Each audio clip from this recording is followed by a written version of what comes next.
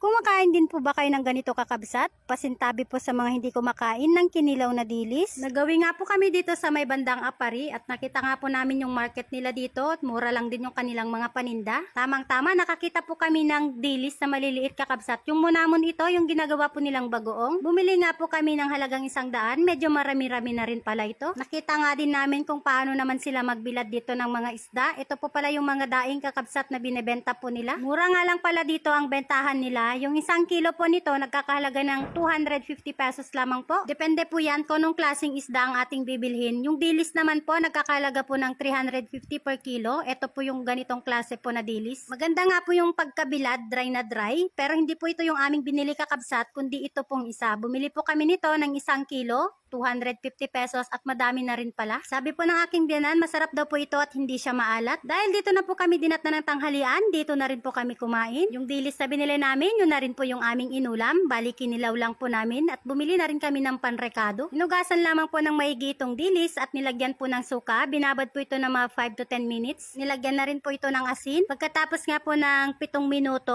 medyo nagiba na yung kulay ng dilis. Kaya ang ginawa dito ay piniga naman para matanggal yung kanyang sabaw. Pagkatapos naman ito pigain, nilagyan na po ito ng pampalasa na sibuyas, konting asin, 1 perasong sili para mas masarap pag medyo maanghang at kalamansi. Naglagay rin pala dito ng luya. Sayang nga lang wala tayong paminta. So paano kakabsat? Kainan na. Kung hindi po kayo mapili sa ulam ay pwede na po yung ganito, pero hindi po lahat kakabsat ay pwedeng kumain nito, lalo na po sa mga may health issue ay bawal po talaga sa kanila. Yung mga ganitong pagkain kakabsat, hindi po ito healthy, pero siguro kung paminsan-minsan pwede lang naman. Wag po nating sobrahan dahil lahat naman po ng sobra ay nakakasama din sa ating kalusugan. At sa aming pag-uwi kakabsat ay nakakita naman po kami ng tigi. Hindi ko po alam kung alam nyo ba yung klaseng halaman na ito ay pwede palang ulamin. Sa mga susunod po nating video kakabsat, papakita ko po sa inyo kung paano nga ba namin ito nililinis at niluluto. Medyo maliliit nga po yung aming nakuha pero pwede na rin ito. At syempre gusto ko pong magpasalamat sa napaka-supportive ko pong biyanan. Ayan, kasama po namin siya saan man kami magpunta.